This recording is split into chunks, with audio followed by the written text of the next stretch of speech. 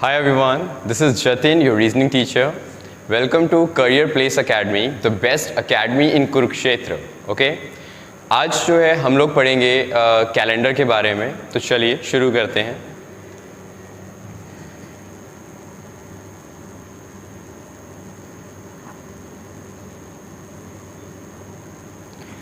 Students, calendar जो है ये एक ऐसा टॉपिक है जो आपके हर एक एग्ज़ाम के लिए बहुत ज़्यादा इम्पॉर्टेंट रहता है। ओके, एग्ज़ाम में आपको कैलेंडर से एक क्वेश्चन 100% मिलता है बेटा, चाहे वो आपके बैंकिंग का एग्ज़ाम हो, चाहे वो आपके एसएससी का एग्ज़ाम हो, चाहे वो एचएसएससी का एग्ज़ाम हो। तो इसीलिए ये टॉपिक जो है हमारे लिए करना बहुत ज़्यादा ज़रूरी है। तो चलिए शुरू करते हैं बेटा। तो देखिए स्टूडेंट्स, जो एक टॉपिक है कैलेंडर, इस टॉपिक में टोटल आपके पास 6 से 7 डिफरेंट टाइप के क्वेश्चंस आपसे पूछे जाते हैं। ओके, तो मैं आपको उन सभी क्वेश्चंस को स्टेप बाय स्टेप सिखाने वाला हूँ। ओके, सबसे पहले जो हमारा फर्स्ट स्टेप रहेगा that will be leap year और नॉर्मल ईयर।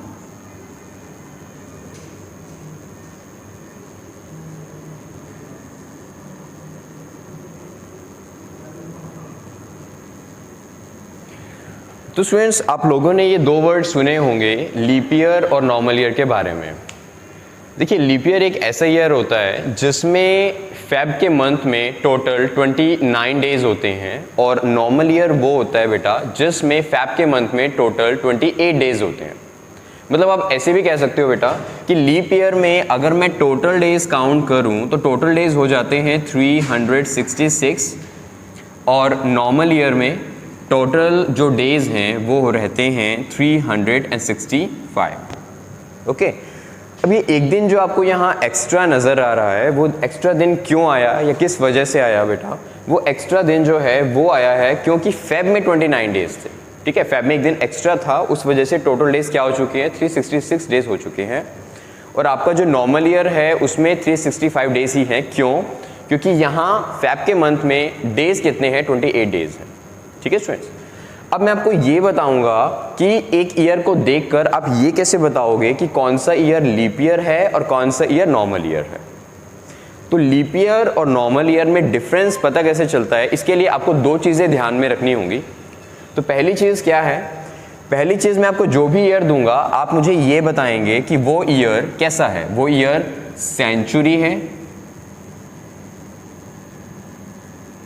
या वो ईयर नॉन सेंचुरी है। अब आप कहोगे कि सर ये सेंचुरी और नॉन सेंचुरी क्या होता है? स्टूडेंट्स, आप सभी ने क्रिकेट खेला होगा या क्रिकेट देखा होगा। जब क्रिकेट में कोई पर्सन 100 रन बनाता है तो आप क्या कहते हो कि इस पर्सन ने क्या बनाई है? सेंचुरी बनाई है। तो सेंचुरी का मतलब क्या होता है बेटा? सेंचुरी का मतलब होता है 100। और अगर मैं कहता हूँ कि किसी पर्सन ने डबल सेंचुरी बनाई है, मतलब उसने 100 टू जा उसने 200 रन बनाए होंगे। एग्जैक्टली यहाँ पे जब मैं बात करता हूँ सेंचुरी ईयर की या नॉन सेंचुरी ईयर की, तो यहाँ पे आपको इसका मतलब होता है कि वो ईयर जो है वो 100 का मल्टीपल होगा। ओके, फॉर एग्जांपल अगर मैं आपको सेंचुरी ईयर की एग्जांपल दूँ ना, तो 1900 जो था that was a century year, 2000 was the century year, 2100 will be the century year. तो ये सभी के सभी सेंचुरी ईयर्स हैं। क्यों? क्योंकि ये सब के सब जो हैं इनमें आप देख सकते हो कि 100 के मल्टीपल्स हैं। और इन शॉर्ट आप ऐसे भी कह सकते हो स्टूडेंट्स कि जिन ईयर्स के लास्ट के 2 डिजिट्स आपको डबल ज़ीरो नज़र आएंगे, एटलीस्ट आपको लास्ट के 2 डिजिट्स डबल ज़ीरो नज़र आ रहे हैं। अगर 3 डिजिट्स ज़ीरो है तो हमें कोई फ़र्क नहीं पड़ता, बट 2 डिजिट्स अगर आपको ज़ीरो नज़र आ रहे हैं तो कह सकते हो कि that is a century year. Okay, और अगर मैं बात करूं नॉन सेंचुरी ईयर की, तो हर वो ईयर जिसके लास्ट के 2 डिजिट्स आपको 00 नहीं नज़र आ रहे। ठीक है, आपके लास्ट के 2 डिजिट्स 01 हो सकते हैं, लास्ट के 2 डिजिट्स 10 हो सकते हैं, या लास्ट के 2 डिजिट्स 54 हो सकते हैं। मतलब डबल ज़ीरो नहीं होने चाहिए, इसके अलावा कुछ भी हो हमें कोई प्रॉब्लम नहीं है। ओके, तो उन ईयर्स को आप बोलते हो नॉन सेंचुरी ईयर्स। तो आपको सबसे पहले स्टूडेंट्स ये देखना है कि आपको जो ईयर गिवन है that is a century year और that is a non century year. अगर ईयर सेंचुरी है, अगर ईयर आपके पास सेंचुरी है, तो स्टूडेंट्स आपको उस ईयर को डिवाइड करना है बाय 400, राइट। और अगर वो ईयर सेंचुरी ईयर नहीं है, मतलब that is a non century year, तो आपको उसे डिवाइड करना है बाय ओनली नंबर 4। तो स्टूडेंट्स आपके पास एक ईयर है जो सेंचुरी है, आप उसे डिवाइड करेंगे बाय 400, और अगर आपके पास ईयर नॉन सेंचुरी है then you have to divide it by only 4। Okay, अब स्टूडेंट्स चाहे आप 4 से डिवाइड करिए, चाहे आप 400 से डिवाइड करिए, अगर वो ईयर कंप्लीट डिवाइड हो जाता है, मतलब आपको कुछ रिमाइंडर नहीं मिल रहा और आपको जो रिजल्ट आ रहा है, जो क्वोशिएंट आ रहा है, जो भागफल आ रहा है, वो पॉइंट्स में नहीं आ रहा, ठीक है, वो पॉइंट्स में नहीं आ रहा, वो कंप्लीट नंबर आ रहा है, तो आप कह सकते हो कि that year will be leap year. और अगर ऐसा हुआ कि आपने जब 400 से या 4 से किसी से भी डिवाइड किया और आपका रिजल्ट कंप्लीट नहीं आ रहा, ठीक है, आपका रिजल्ट कंप्लीट नहीं आया, मतलब कुछ रिमाइंडर बचता है, तो आप कहोगे बेटा that year will B normal year. तो अब मैं आपको इस कंसेप्ट पे बेस कुछ क्वेश्चंस करवाऊंगा, कुछ क्वेश्चंस की प्रैक्टिस करवाऊंगा। Okay, and at the end of this concept मैं आपको 2 क्वेश्चंस भी दूंगा, आप मुझे उनके आंसर्स जो है कमेंट बॉक्स में कमेंट करके बताएंगे and I will check that. Okay, right. तो चलिए मैं आपको अभी इसके बेस पे कुछ क्वेश्चंस दूंगा, आप इन क्वेश्चंस को करिए और इससे आपका जो कंसेप्ट है वो ज़्यादा अच्छे से क्लियर होगा।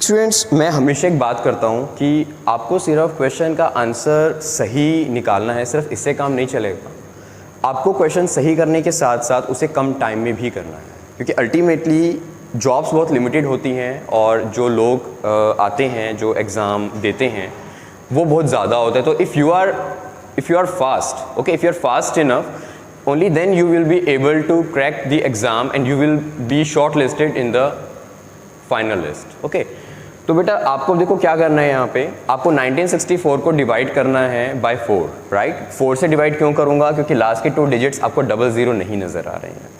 इसको भी मैं 4 से डिवाइड करूँगा, इसे 400 से करूँगा, इसे 400 से करूँगा, 4, 400 एंड 400। ओके, तो स्टूडेंट्स आपको जो है ऐसा नहीं है कि आपको इसे 1964 को इस तरीके से डिवाइड करके दिखाना है, no, you have to save the time. Okay, you have to save the energy as well as you have to save the time. तो स्टूडेंट्स आप इस क्वेश्चन को सिर्फ जस्ट देखकर बता सकते हो, आपको कुछ करने की ज़रूरत नहीं है। आपको मैं एक शॉर्ट ट्रिक बता दूं स्टूडेंट्स, आपने मैथ्स में भी पढ़ा होगा डिविजिबिलिटी रूल ऑफ 4। आप अगर किसी नंबर को 4 से डिवाइड करना चाहते हो ना, तो आप कंप्लीट नंबर को 4 से डिवाइड करने की ज़रूरत नहीं है। आपको क्या करना है स्टूडेंट्स, आपको सिर्फ लास्ट के 2 डिजिट्स को 4 से डिवाइड करना है। अगर आप वो कर लेते हो, अगर लास्ट के 2 डिजिट्स 4 से डिवाइड हो जाते हैं, तो स्टूडेंट्स कंप्लीट नंबर ऑटोमेटिकली 4 से डिवाइड हो जाएगा, राइट। तो मुझे बताना है कि this is a leap year, this is a normal year. तो पहली चीज़ मैंने ये देखी कि लास्ट के 2 डिजिट्स 00 हैं या नहीं। तो स्टूडेंट्स लास्ट के 2 डिजिट्स 00 नहीं है, इट मीन्स ये कैसा आपका ईयर है, that is non century year, right. तो मैं इसे डिवाइड करने वाला हूँ बाय 4। अब स्टूडेंट्स 4 से डिवाइड करना है तो आपको कंप्लीट नंबर को 4 से डिवाइड करने की ज़रूरत नहीं है, आप सिर्फ लास्ट के 2 डिजिट्स को 4 से डिवाइड कीजिए। अगर वो हो जाता है तो पूरा नंबर ऑटोमेटिकली 4 से डिवाइड हो जाएगा। तो 64 को 4 से डिवाइड करिए ज़रा, क्या होता है, बिल्कुल होता है, 16 4 64 होता है बेटा, है ना, 16 चौके 64 होता है। तो यानी कि 64 4 की टेबल में आ रहा है, तो होगा क्या, जो 1964 है वो भी 4 की टेबल में आ जाएगा, राइट। तो ये कैसा ईयर होगा, this will be a leap year.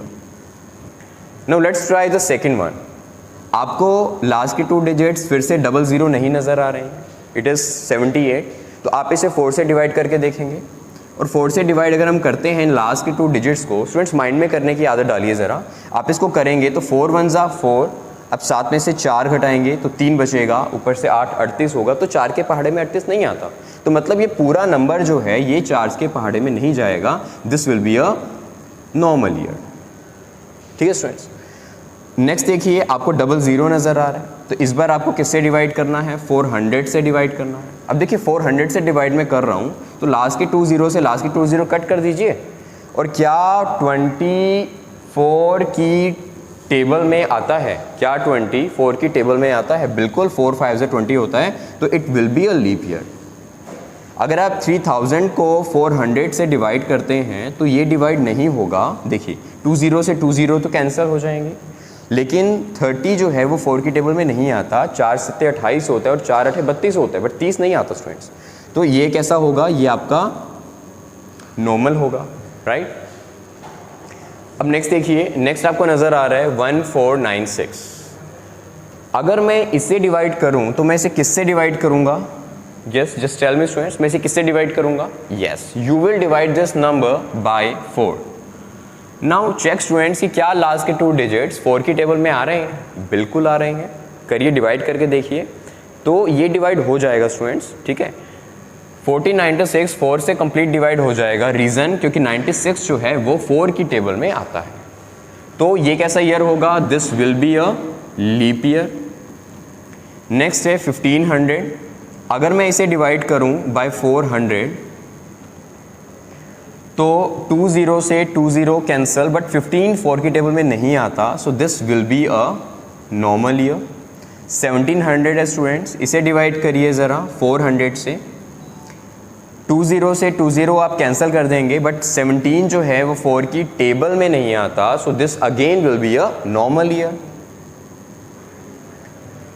Okay, so I hope आपको ये कंसेप्ट क्लियर हुआ होगा स्टूडेंट्स। ओके, तो अभी मैं आपको 2 क्वेश्चंस दूंगा, आप उन क्वेश्चंस के आंसर्स कमेंट बॉक्स में देना। देन आई विल रियलाइज़ कि आपको ये टॉपिक समझ में आया है या नहीं आया है। ओके स्टूडेंट्स, चलिए मैं आपको 2 क्वेश्चंस दे रहा हूँ, आप इन्हें करिए ज़रा प्लीज़।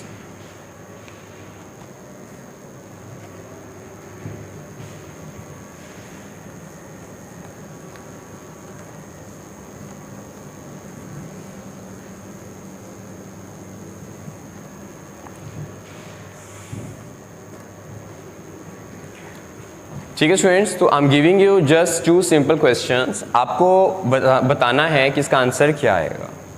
तो आपके पास क्वेश्चन नंबर 1 है। क्वेश्चन है which one of the following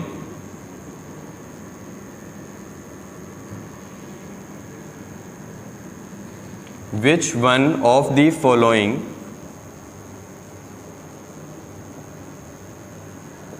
is a leap year?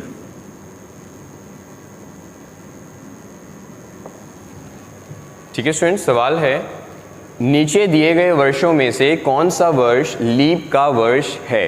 Okay, अब आपको ऑप्शंस दिए गए हैं 4।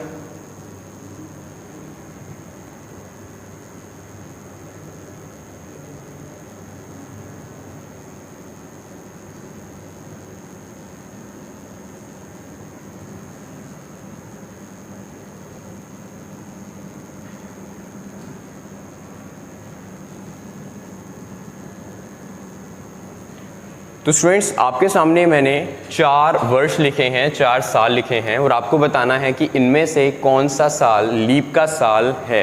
Okay, this was the first question. I hope you have note the question. Okay, अब मैं आपको क्वेश्चन नंबर 2 दे रहा हूँ, उसको नोट कीजिए। इसके बाद नोट करिए स्टूडेंट्स, और आप इसका आंसर जो है वो नीचे दिए गए कमेंट बॉक्स में, कमेंट सेक्शन में लिखिए। और if you are wrong then I will correct it. I will personally reply you and I will explain you that why your answer is wrong. Okay, चलिए सेकंड क्वेश्चन करें अब हम।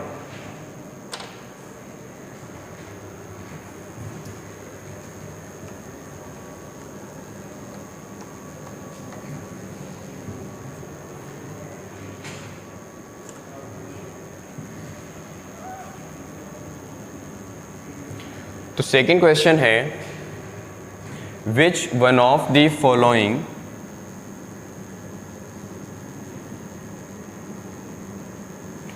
which one of the following is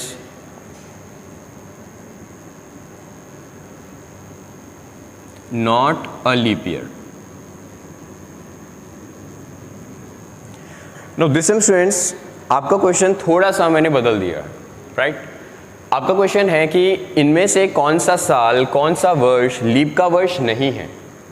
तो यहाँ पे जो examiner है वो आपके माइंड के साथ खेलता है स्टूडेंट्स। आपके माइंड में हमेशा रहता है कि आपको फाइंड आउट करना है कि कौन सा लीप का साल है, बट इस बार वो चाहता है कि आप ये फाइंड आउट करो कि कौन सा साल लीप का साल नहीं है। Okay, he is playing with your mind.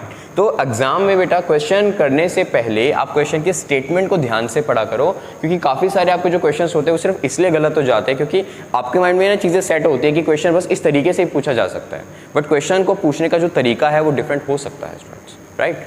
तो चलिए सेकंड क्वेश्चन है, which one of the following is not a leap year, इनमें से कौन सा साल लीप का साल नहीं है। एग्जाम्पल्स हैं आपके पास, सॉरी ऑप्शंस हैं।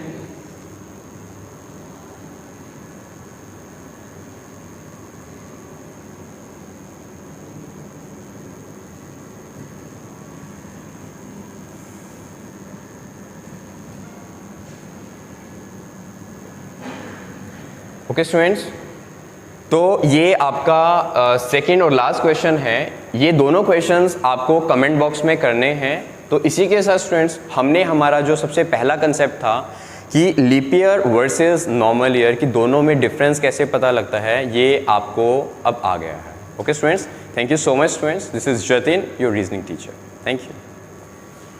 तो स्टूडेंट्स अब आपको पता ही है आपने क्या करना है, राइट। इस वीडियो को लाइक करिए, इस चैनल को सब्सक्राइब करिए और वीडियो को जितने आप फ्रेंड्स के साथ शेयर कर सकते हैं शेयर करिए, क्योंकि स्टूडेंट्स एक सीक्रेट बताऊं मैं आपको, किसी से शेयर मत करना, वैसे करना ज़रूर। अगर हमारे सब्सक्राइबर्स 1000 प्लस हो जाते हैं then we are going to give you a free class daily, okay, and you are going to like that. Okay students, thank you so much, keep sharing and watching the video, thank you.